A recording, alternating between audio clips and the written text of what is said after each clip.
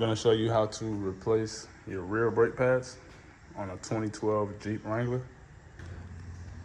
So as a tip, you can jack the rear of the car up at the differential.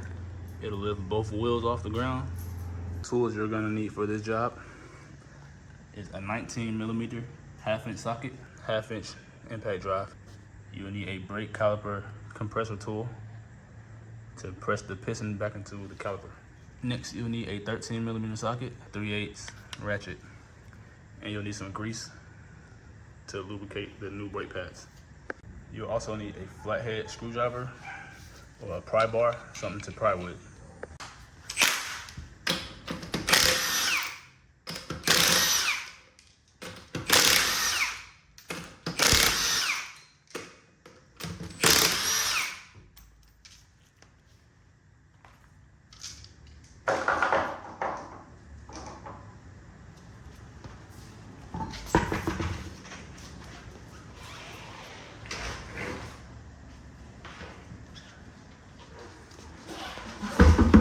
So brakes are a pretty simple job to do.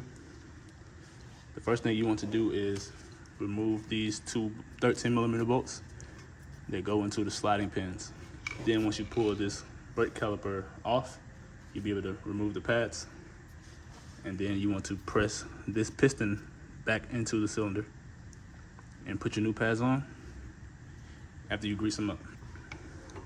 So you start by inserting your flathead and just pulling it towards you to just create a little bit of space in the caliper. So then it'll be easy to lift after you remove the bolts. Now you take your 13mm socket and a ratchet and break these free.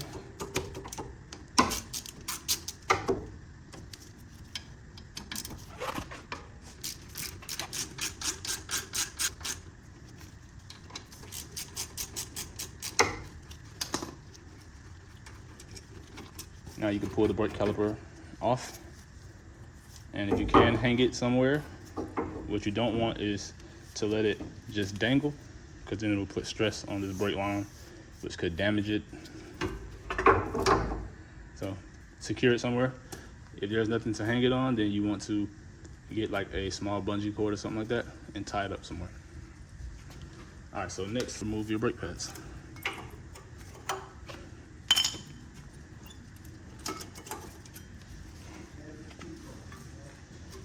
Now you want to remove your sliding pins.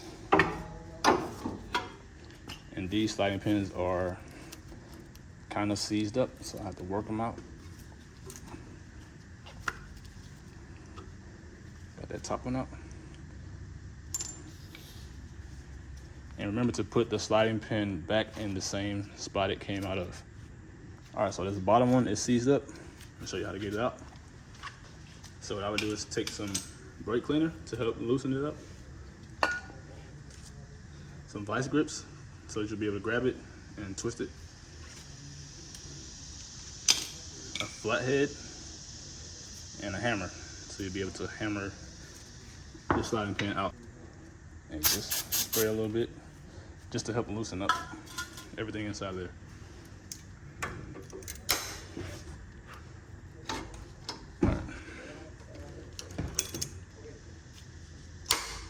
All right, so it is moving slightly, so it's not completely seized up, but all the grease inside of here has dried up. So now that we know it's moving,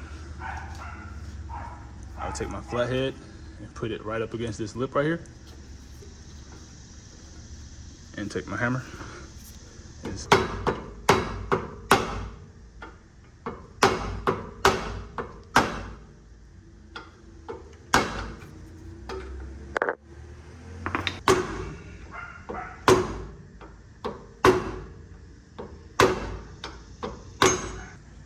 all right, so this is taking a little more effort than expected, but I think I got it now.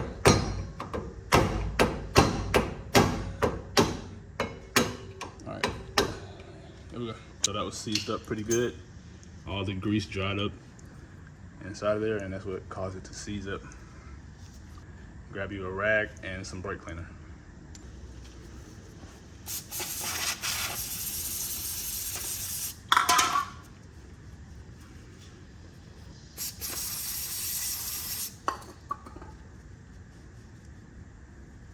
This is high temp grease, so great for brakes. And just put you a good amount on there.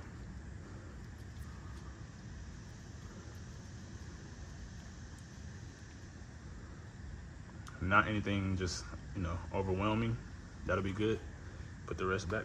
So after you put that back in, this should be able to slide freely back and forth. And same with the top.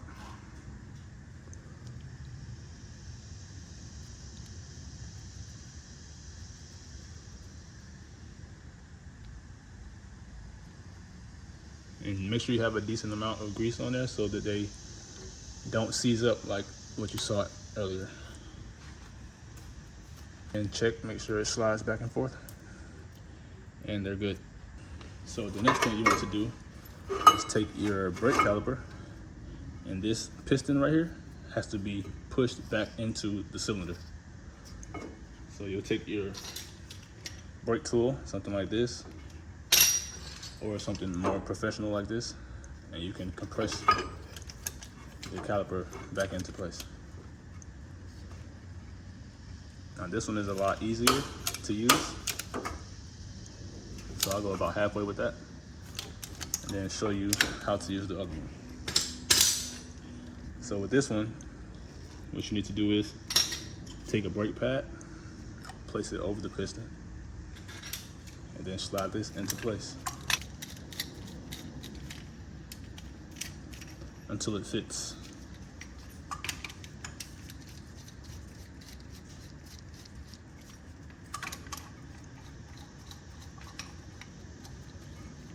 Now, once you got it in there, you want to just twist, and as you twist, it pushes the piston back into the cylinder. Now, sometimes it's harder than others, and it really takes a lot of effort to twist, and you can feel it in your wrist. That's why the other tool is a better tool, but it's also more expensive. But I'm showing you both ways, so anyone at home can do this job.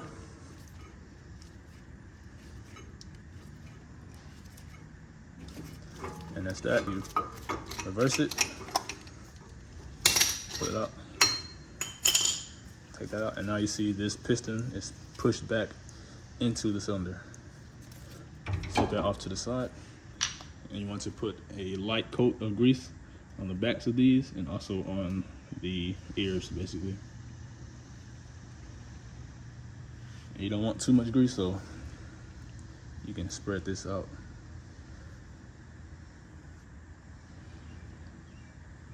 And if you end up having too much, just scrape some off and wipe it on a towel.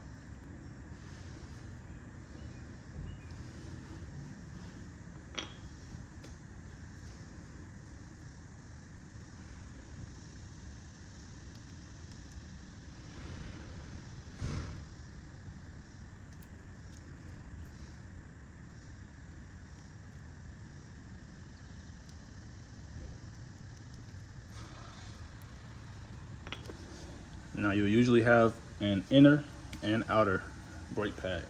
And you know that by looking at this right here. This is a wear indicator. This is what makes the squeaking noise to let you know your brake pads are getting low. Now you want that on the inside of the rotor. Now with the pads greased up, you want to place them in the slot.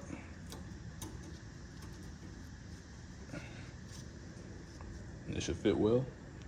Shouldn't be loose or moving around.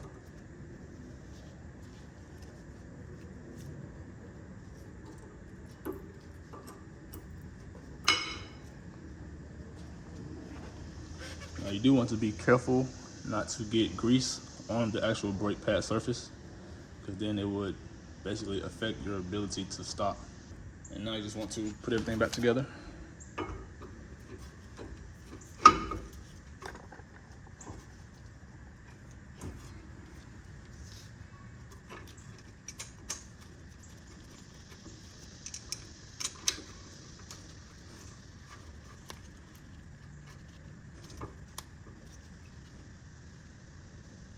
Now when you're putting these bolts back into place, you don't have to tighten them down super tight, just tight enough And that's about it.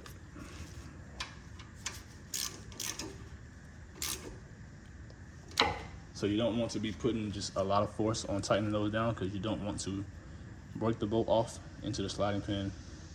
And also you don't want them so tight that the next person can't get it off. And that's how you replace your brake pads on a 2012 Jeep Wrangler. Pretty simple.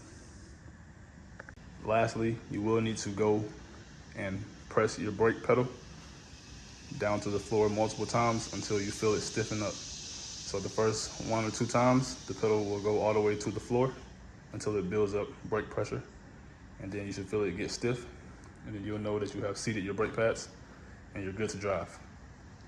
Hope you enjoyed this video. Hit the like button, subscribe, and leave a comment or a question.